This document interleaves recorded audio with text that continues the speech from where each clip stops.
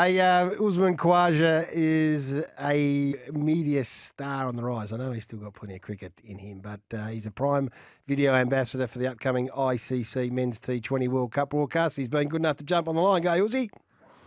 Cheers, boys. How you going? I reckon I could take on Connor. Yeah, well, not on some of the videos. I don't know about that. We've seen you. We've seen you. We're talking about cricket, right? Yeah, I'd keep it to cricket. Hey, how excited are you about this T20 upcoming World Cup?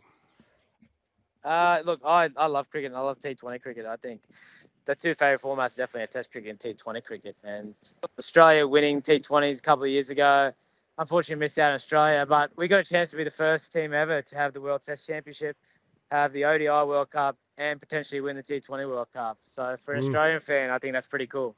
IPL series has just about come to an end, if it hasn't already. So what have you made of our form through that? Travis Head seemed to be making plenty of runs. Mitchell Starc and Paddy Cummins were prominent. Absolutely. Heady was on fire. He just looked like every game he was absolutely blasting him. I'm not sure if the wickets are going to be as friendly over here as they were in India. Not taking anything from what Heady was doing. It was unbelievable, but I'm not sure if it's going to be as batting friendly. I think the bowlers might have a bit more say down the wickets in the Caribbean. They tend to spin a little bit. They stay a little bit lower. So the games are not as free-flowing, but then you got people like, obviously, Paddy Cummins and Mitchell Starc, who started off pretty slowly in the IPL, and they've finished with a bang, as we know. Starkey's a big game player. When the big game's on, he normally seems to do the business, which is exactly what he did in the IPL semi-final to final. Hey, Uzi, what are the adjustments that you need to make when you go from one form of cricket to the other? Like, what are the practical things that you start to think about that you wouldn't if you were playing the longer form of the game? Warm up the back as a batsman. Do some back stretches before you go. I'm not even taking the piss. There was a time where I came back from Test cricket, straight into T20 cricket for the Thunder. And first training session, I swang my absolute backside off. Literally, I couldn't move the next day. The physio's like, serves you right, trying to swing for six every single ball after coming back to Test cricket. So I feel like you have to, firstly, you just have to kind of warm into what's required in T20 cricket physically is very different than what's required in Test cricket. It's very high intensity, high impact game. And you have to find a way for your body to get used to playing in those sorts of conditions. And then it's just about, obviously talking from a batting point of view, for me, it's all about increasing my tempo. Playing bigger shots, getting my body used to taking a few more movements, taking a few more risks in training, working on those sorts of things, being a bit more dynamic. The more you do it, the better you get at it. So I think it took me a little bit longer when I was younger. Now when I transition over from one to the other, I can do it fairly easily. But it also helps. I bat at the top of the order, so my job is pretty simple. That's much like Heady showed in the IPL. You just go out there and try to get as many runs as quickly as possible. So I know you said the wickets mightn't be as friendly. What's the right balance between bat and ball, do you think, from a T20 point of view? Is 200 the mark, or are we going to see at times over 250 nudging towards 300?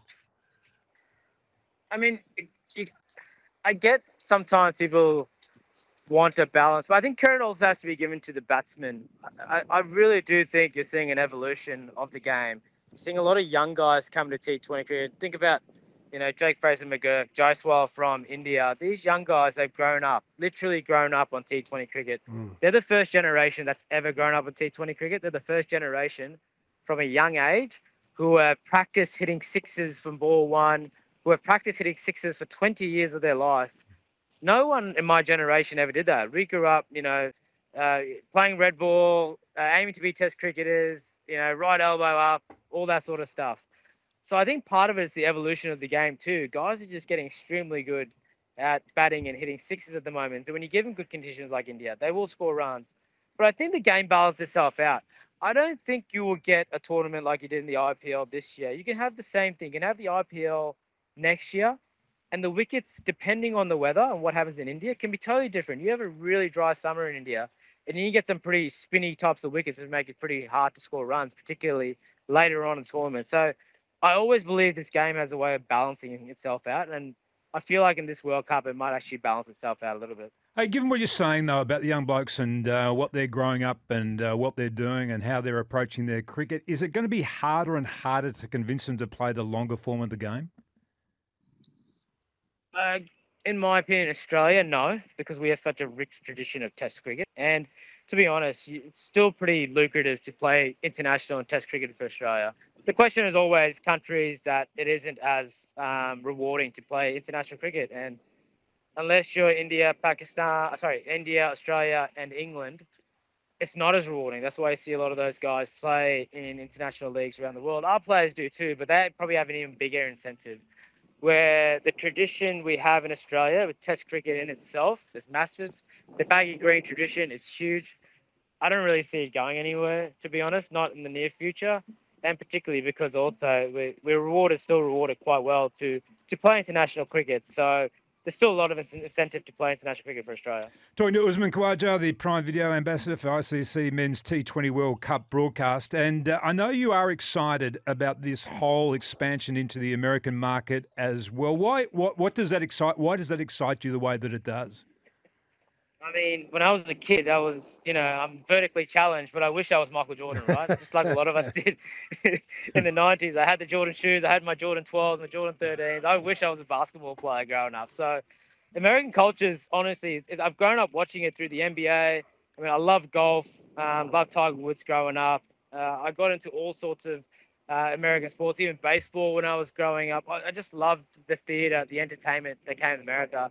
I've got cousins that live in America too, so I actually visited America a fair bit when I was younger, and I fell in love with it. So for me, seeing cricket make its way over to America, I'm very excited. Like the entertainment, I think watching basketball games, they're some of the best, most entertaining shows I've seen. And to be honest, I love the food in America too. Everything's bigger and better. And then having cricket over there, it's almost our final frontier. They have a population of about 300 million.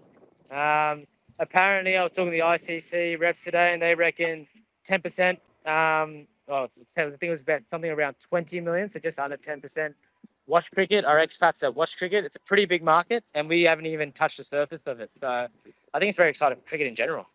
Pakistan, India, New York. I read something that tickets were sold out and are going for exorbitant prices. Are you're heading to that one?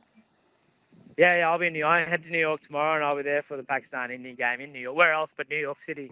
How cool is that? I think.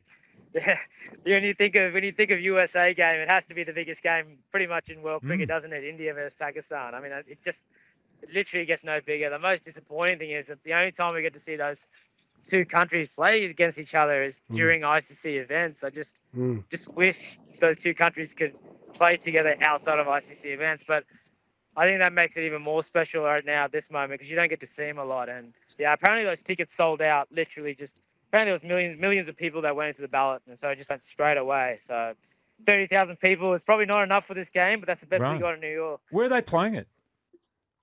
In New York, New York, just outside of Manhattan. Right. It's a brand new stadium purposely built for cricket.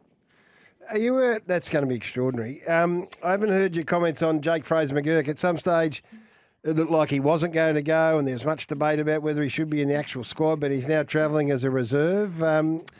What's the future for this bloke? I mean, at the moment, I think the future's really bright. And he's a new generation of cricket I'm talking about. Like, the way he hits a ball, he's not a big boy. He's not a big boy in any stretch of imagination, but the way he connects with the ball is some of the best I've ever seen. Cricket's a tough game, though. You got to keep your head down. You can't get too far ahead of yourself. He's still got a long way to go, but he's a good kid. What I love about Fraser is he's got that little bit of confidence about him, but at the same time, every time I chat to him, he's very respectful. You can tell that he wants to be better. He wants to become better. He respects the game. He respects the people that have been before him.